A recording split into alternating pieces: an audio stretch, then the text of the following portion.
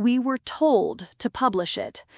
The Unabomber, a man who mailed terror across nearly 2 decades. This is still unanswered. I'm Maya Ellison. Today, the Unabomber case. Not just the narrative we know, but the threads we still can't fully explain. Who was Ted Kaczynski? What, if anything, made him into a domestic terrorist? And what did we miss, ethically, institutionally, and psychologically, that matters now in a world of algorithms and accelerating tech?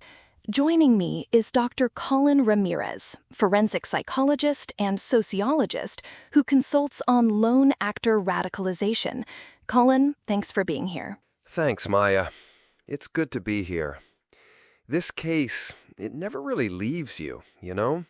It's messy, tragic, and full of uncomfortable overlaps between intellect, grievance, and, I hate the word, pathology. Let's start with the basics. Briefly, the facts listeners know. Between 1978 and 1995, the Unabomber conducted a campaign of mail bombs, 16 known devices, 14 recognized attacks by some counts, 3 people killed, 23 wounded. Arrested in 1996 after his brother David alerted authorities. He wrote a 35,000-word manifesto, Industrial Society and Its Future. He died in prison in 2023. That's the outline. Yes, and each of those dates, each pause in the timeline, hides a world of meaning. The gaps are where the big questions live. So let's take listeners back. Ted's early life.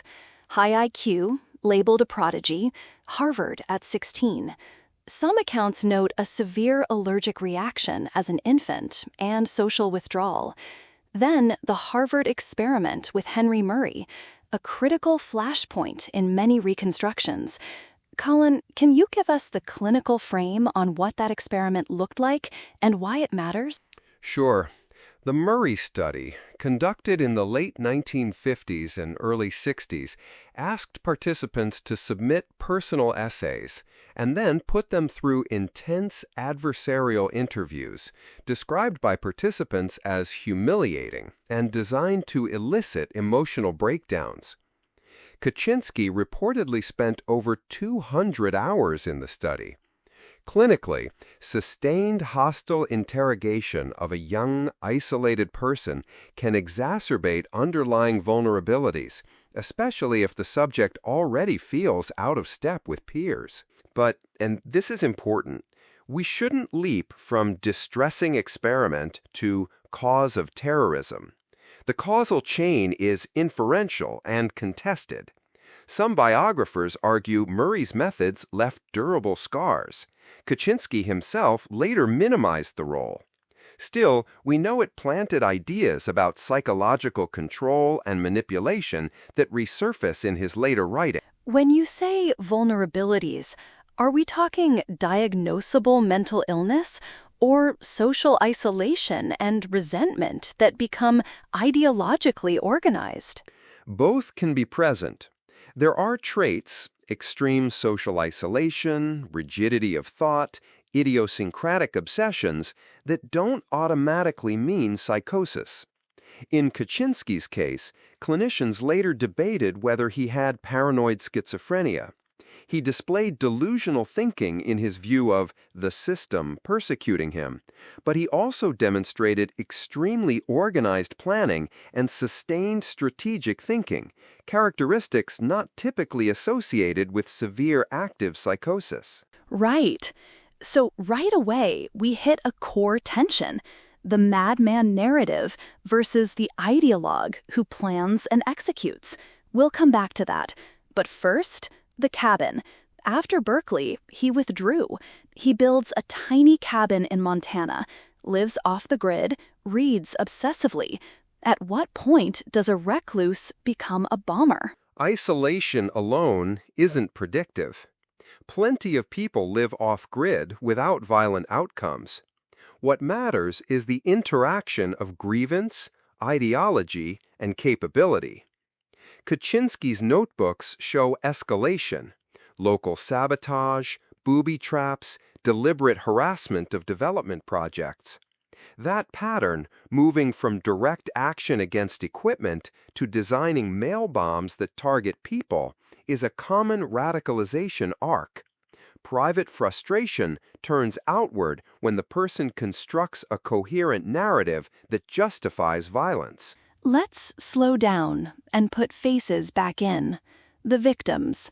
The first person injured in 1978 was Terry Marker, a campus officer who opened a package at Northwestern. The first person killed was Hugh Scrutton in 1985, a small business owner renting computers in Sacramento.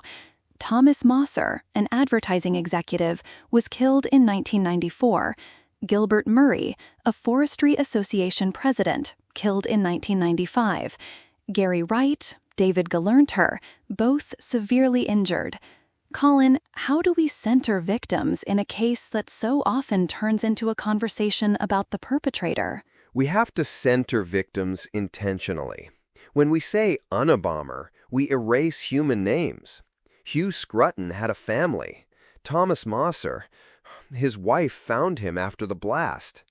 These are people whose lives were ended or permanently altered because someone decided violence would make a point. Often, in academic or forensic debates, we anthropologize the perpetrator but forget the physical and emotional toll on survivors. Part of the ethical project here is refusing to let the discussion become purely theoretical. Absolutely. I want to go into the forensic side next. The FBI created the Unabomber task force. Years of misses. Profiles skewed toward people who worked for airlines or universities. They issued an iconic sketch based on a witness, the man with aviator sunglasses and a hood. Yet he was a reclusive mathematician in Montana. What went wrong in the investigation? A few things. First, cognitive bias. Early leads and the flight bomb drew investigators toward airline personnel and employees who would have access. Second, a fragmentation of responsibility. Postal inspectors, ATF, FBI, all had parts of the puzzle. Third, the bomber was unusually careful with materials, using largely non-commercial parts, and he left remarkably little DNA or fingerprint evidence. He also changed geographic targeting. All of this made pattern recognition difficult. Forensic linguistics ultimately became the breakthrough, comparing the manifesto to earlier writings and David Kaczynski recognizing his brother's voice. Tell listeners about linguistic forensics and why it mattered. Forensic linguistics rests on the idea that people have distinctive ways of writing, lexical choices, phrases, punctuation patterns, syntactic preferences. When the Washington Post published the manifesto, David saw phrases, idiosyncratic turns of phrase, that matched the letters he'd seen from Ted years before. Linguistic analysts do corpus comparisons, frequency of particular collocations, rare word usage. In this case, the match wasn't just stylistic. There were thematic echoes and unique phrasings that made the FBI take the family lead seriously. David's decision to turn in his brother is one of the most agonizing parts of this story. He consulted lawyers to try to protect Ted from the death penalty, but still, it's an act that has been described both as betrayal and moral courage. Colin, in your work with families of violent offenders, how do people navigate that? It's excruciating. People weigh kinship against what they'd consider greater harm. In David's case, he felt obligated to stop killings. He later became an anti-death penalty advocate, which shows how complex his moral calculus was. From a psychological perspective, such a choice can lead to prolonged guilt, but also a sense of moral responsibility. It's simplistic to categorize him as purely betrayer or purely hero. I want to bring up the Harvard experiment again. There's lots of public appetite for a neat causal story. The university did this terrible experiment. It made Ted into the Unabomber. The Washington Post has written about ties to mind control projects and MK Ultra. What can we legitimately say about institutional responsibility? We can legitimately say the Murray study was ethically questionable. Its design, humiliating participants and producing filmed confrontations, would not pass modern IRB standards. Evidence of CIA links is murkier. Documents were destroyed in the 70s. But a point I emphasize to students is that damaging experiences can be contributory factors without being deterministic. The study may have contributed to Ted's sense of violation or mistrust of institutions. Whether it made him a bomber is impossible to prove. So, multiple interacting causes: temperament, social isolation, possible trauma, ideology. This brings us to the manifesto itself. Small excerpt. The Industrial Revolution and its consequences have been a disaster for the human race. It's a sweeping critique. People have wondered, can we separate the ideas from the violence? This is a central ethical question. The manifesto contains criticisms that resonate with legitimate critiques.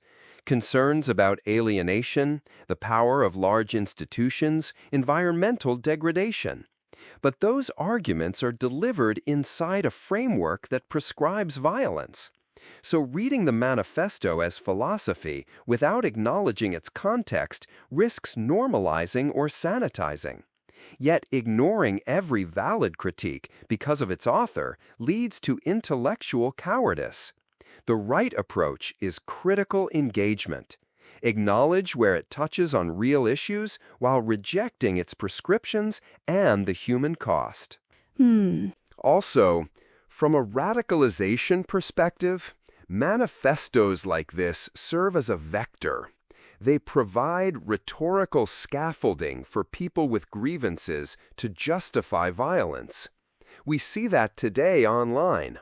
Isolated people find a text that explains their anger and offers a path forward. Recent reporting points to modern copycats and cases referencing the Unabomber manifesto, like Luigi Mangione. That continuity is chilling. It is. The internet has lowered the barrier to ideological transmission. Someone with techno-skepticism can stumble into an extremist forum where Kaczynski's arguments are reinterpreted as a call to action. That's why we have to be careful in how we handle these texts publicly. Let's talk about trial and mental health. Kaczynski refused an insanity defense because he didn't want to be written off as a madman. He wanted his ideas to stand. But many psychiatrists believed he was mentally ill. From a forensic perspective, how do you parse insane versus sane but extremist? Legally, insanity requires a demonstrated inability to appreciate the wrongfulness of one's actions or to conform behavior to the law. Clinically, diagnoses like schizophrenia involve hallucinations, delusions, disorganized thinking. Kaczynski had fixed persecutory beliefs, yes, but his planning and concealment suggest he knew what he was doing and that it was wrong. Many clinicians see him as ideologically extreme, with possible personality pathology, perhaps a delusional overlay. The legal system tends to be binary, insane or not. Real human minds sit on continua. And his plea deal, life without parole, avoided a death sentence. He later wrote and corresponded from prison, publishing books expounding his ideas. Some of his manuscripts and belongings even sold at auction to help pay victims' restitution. Strange layers of moral economy there. Indeed. There's something grotesque about commodifying the work of a killer, even if the intention is restitution. It raises questions about whether extremist writing should be monetized at all. The restitution argument is pragmatic, but it doesn't remove the ethical discomfort. We haven't talked enough about the victims' perspectives. David Gelernter, injured in 1993, publicly condemned Kaczynski and didn't want any sympathy for his critique. Survivors like Gary Wright went on to speak about resilience and pain. To me, this episode needs to make room for those voices because they complicate our fascination with the perpetrator. Completely. There's a psychological tendency to seek meaning by focusing on the perpetrator, but victims are the moral anchor. Their testimonies remind us what's at stake when ideas move into violence. Let's consider the still unanswered questions I've been carrying as the frame for today's conversation.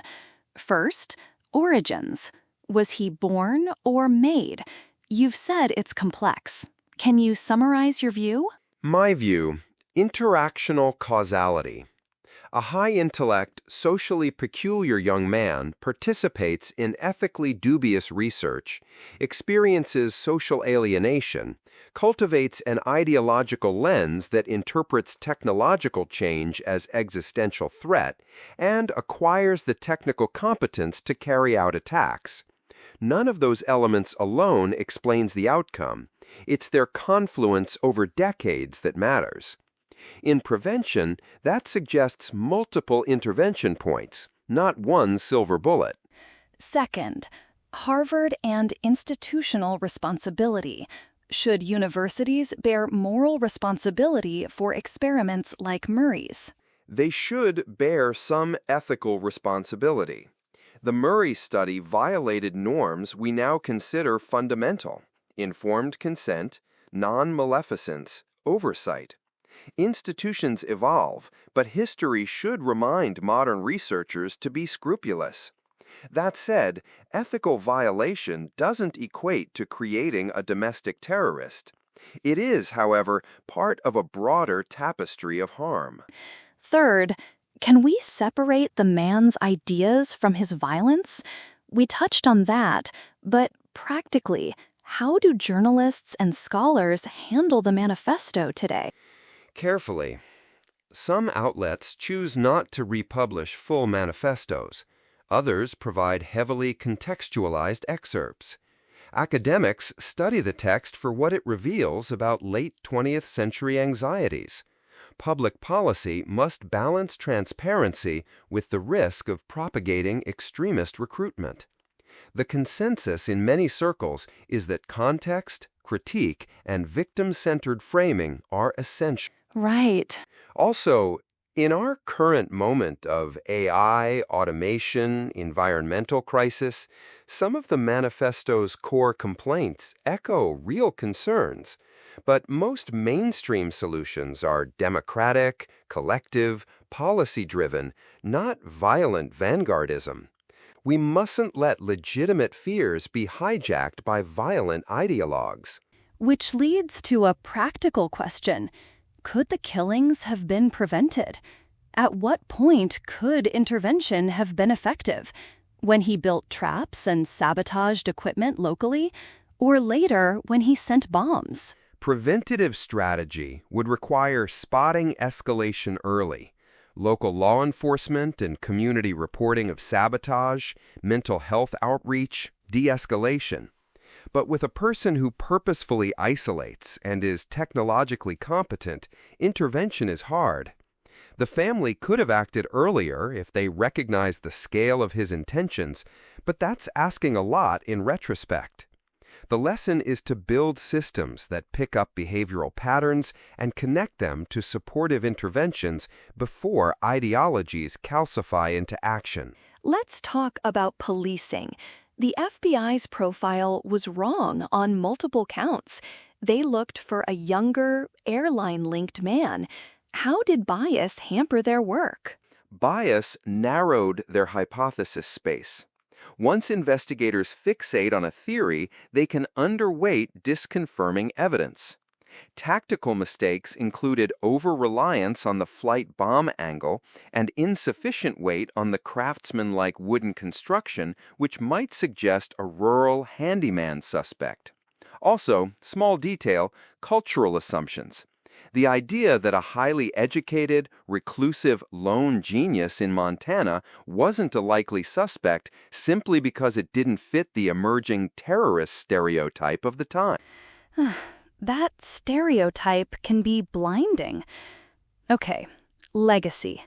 The Unabomber in an age of AI, social media, and climate emergency. Parts of his critique tap into modern anxieties about agency, surveillance, and environmental collapse. How do we respond to those anxieties without feeding extremism? We respond democratically and transparently.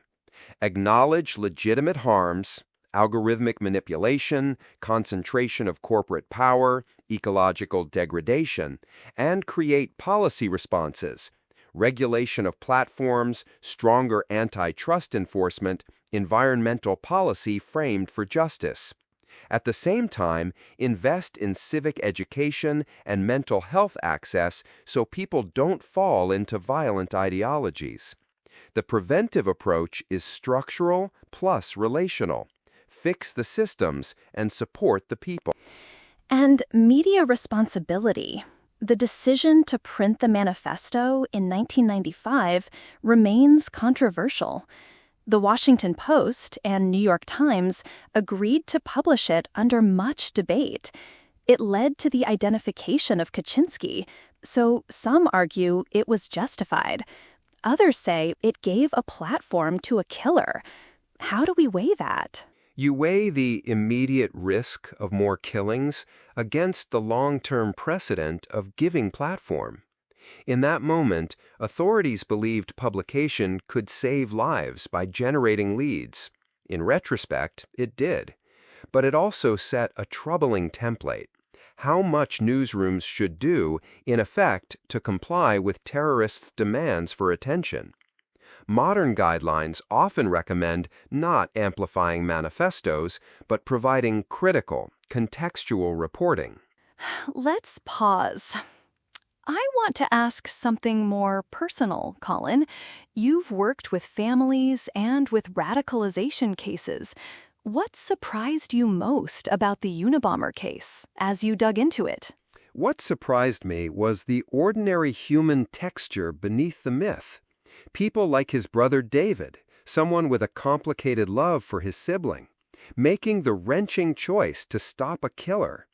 Survivors who say they don't want the Unabomber's ideas debated without their names being remembered. And the ways a single person can fold technical skill, intellectual grievance, and isolation into a decades-long campaign of terror. It's a reminder that extremism doesn't always look like a prefab movie villain. It often looks like someone who could have been any of us, except for certain convergences. That ordinary texture makes it almost eerier. Right. We have to talk about the post-arrest years. Kaczynski in ADX Florence, later moved to a medical facility, dies in 2023, reportedly by suicide. He continued to write from prison, and some of his writings were sold at auction to pay restitution. What does his death do to the case? Does it close it, morally or intellectually?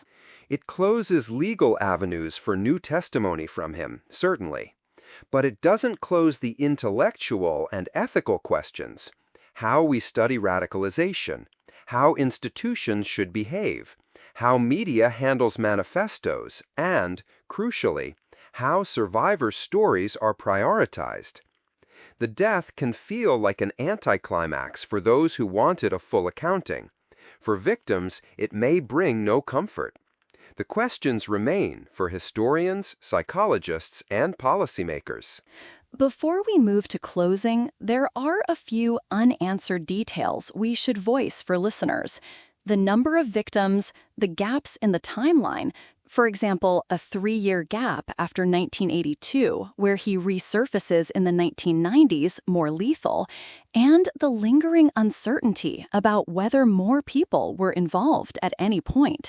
Anything else to flag, Colin, that we should not let fade? Yes.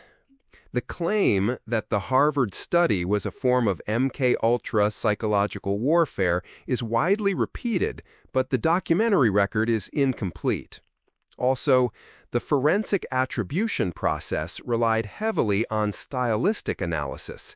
Such techniques are powerful but not infallible.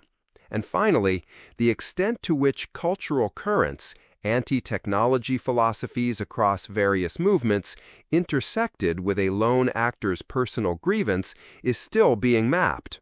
All those are active loci for scholarship. Okay, let's end by naming people. Not the Unabomber, real names. Hugh Scrutton, Thomas Mosser, Gilbert Murray, Gary Wright, David Galernter, Terry Marker. Their families, survivors who live with scars. It's important. Colin, one last question. If a listener walks away with only one practical insight from this episode, what should it be? Pay attention to the small, persistent signs of people becoming radicalized: isolation, narratives that simplify complex problems into villains, consumption of texts that normalize violence. But don't respond to those signs with only surveillance or punishment. Build social supports, mental health access, and civic structures that allow grievances to be aired and addressed nonviolently. Prevention is a social, not just a policing task. That's powerful. Thank you. You're welcome, Maya. We promised still unanswered questions. I'll end with a few to sit with. Was Ted Kaczynski produced by institutions gone wrong? Or did the institutions simply fail to notice a private descent into violence? Can we defend open inquiry into critiques of technology without providing a platform for violent messages? And finally, how do we honor victims while studying perpetrators? Those are not neat questions. They are the work. If you'd like more reading, our episode notes include the Unabomber history from Cornell Law, the Washington Post feature on the Harvard experiment, and links to victims' remembrances. Colin, thank you for taking this delicate material with the gravity it requires. Thank you for having me, Maya. It's important work. This has been Still Unanswered. I'm Maya Ellison. If you found this episode meaningful, consider subscribing. We approach these stories with care, not to sensationalize, but to understand what remains unresolved so we can, maybe, do better next time. For the victims and their families, we remember their names. Listen,